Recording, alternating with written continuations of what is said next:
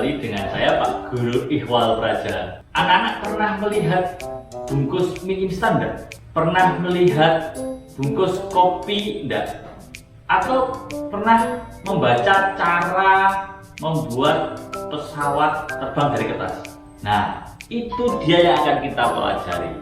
Kita akan mempelajari yang namanya teks prosedur. Tapi kali ini Pak Ikhwal tidak sendiri. Pak Ikhwal akan dibantu oleh teman Pak Ikhwal. Mari kita sambut datangnya Mr. JN. Halo, Baik, Mr. JN, silakan perkenalkan diri Anda. anak-anak SDN Gebang 2, apa kabar? Perkenalkan, saya Mr. Jarnila, tapi kalian bisa panggil saya Mr. JN. Saya ini hobinya jalan-jalan dari sungai ke sungai. Kemarin baru balik dari Sungai Obar Abir, mampir ke Muara Permisan, dan bahkan sempat singgah di Sungai Amazon. Di sana, ketemu piranha. Wah, untung gak digigit, nih. Saya tinggal di pinggir Sungai Obar Abir, bertetangga sama Mr. Buaya. Sering main ke rumahnya kalau bosan. Tapi, jangan salah, kalau mau main ke sana mesti hati-hati. Soalnya dia suka kaget kalau saya tiba-tiba nongol. Tapi sekarang kita bukan mau ngomongin buaya atau piranha ya. Kita mau belajar tentang teks prosedur. Setelah belajar hari ini, kalian semua akan bisa 1. Memahami apa itu teks prosedur dan fungsinya dalam kehidupan sehari-hari. 2. Mengidentifikasi ciri-ciri teks prosedur, seperti penggunaan kata perintah dan langkah-langkah yang teratur. 3. Menulis teks prosedur dengan struktur yang jelas. Ada tujuan, bahan, dan langkah-langkah. Oke, berarti kita hari ini belajar mengenai teks prosedur bersama Mr. JN. Jadi tujuannya adalah yang pertama untuk memahami apa itu teks prosedur. Yang kedua, bagaimana mengidentifikasi bahwa itu adalah sebuah teks prosedur. Dan yang ketiga adalah kita belajar bersama-sama menulis teks prosedur. Bukan begitu Mr. JN? Jadi sebenarnya teks prosedur itu apa Mr. JN? Jadi, teks prosedur itu apa ya? Bayangin kalau kalian punya peta harta karun. Peta itu kasih tahu langkah-langkah yang harus kalian ikuti biar bisa nemuin harta karun.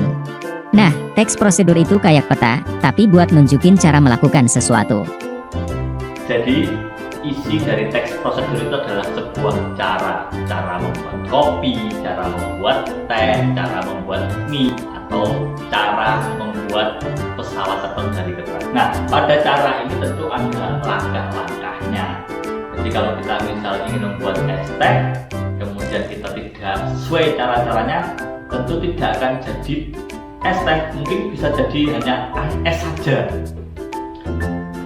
Terus Pak JN, apa ya fungsi dari teks prosedur itu? Nah, teks prosedur ini nggak cuma buat bikin es teh loh, bisa juga buat cara merakit mainan, cara memasak mie, atau cara membuat sirup dari buah pohon bogem yang di tepi sungai itu. Jadi, setiap ada kegiatan yang butuh langkah-langkah jelas, teks prosedur datang menyelamatkan. Anak-anak sudah tahu belum tentang ciri-ciri teks prosedur?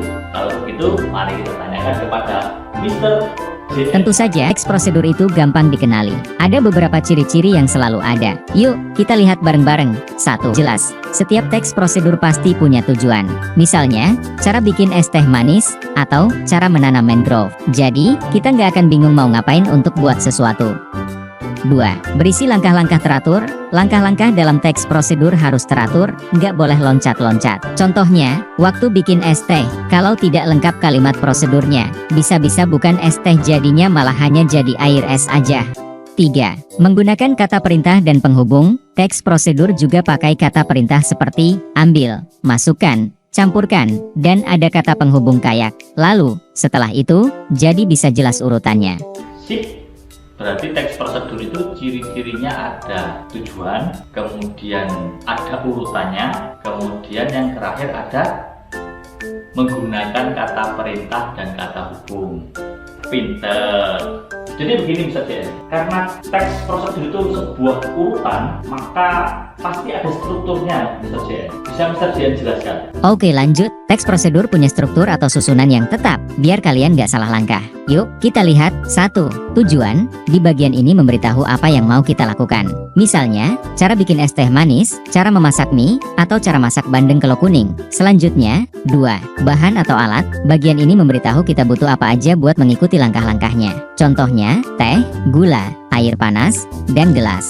Kalau nggak ada alatnya, ya gimana mau bikin? Dan yang terakhir, 3. Langkah-langkah. Ini bagian paling seru. Kamu tahu kenapa? Karena kita harus mengikuti langkah-langkahnya dan harus diikuti dengan urut. Misalnya, pertama, masukkan teh ke gelas, lalu tuang air panas, terakhir tambahkan gula. Kalau lompat-lompat, tehnya bisa tumpah kemana-mana. Selanjutnya yang perlu kamu ketahui Rek. Ingat-ingat ya, bahasa dalam teks prosedur harus jelas dan sederhana. Ya, misalnya, lebih baik bilang, potong sayuran, daripada, potonglah sayuran seukuran kuku. Nanti malah bingung mau potong seberapa besar. Artinya bahasa dalam teks prosedur itu harus sederhana. Penjelasan yang luar biasa sekali, Mr. JN. Mungkin Mr. JN ada tambahan lagi mengenai teks prosedur?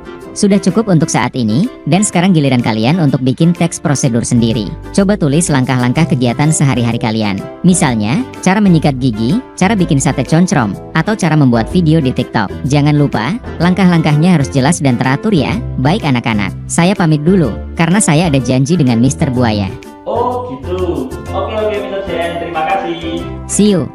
Dadah. Dadah. Nah, itu tadi adalah penjelasan mengenai teks prosedur. Jadi, teks prosedur itu merupakan sebuah petunjuk untuk menuju ke tujuan tertentu dengan langkah-langkah yang jelas. Jadi sekarang anak-anak bisa membuat teks prosedurnya sendiri, dan bila ada kesulitan, silahkan tanya Pak Iqbal. Pak Iqbal akhirnya sampai di sini. Sampai jumpa.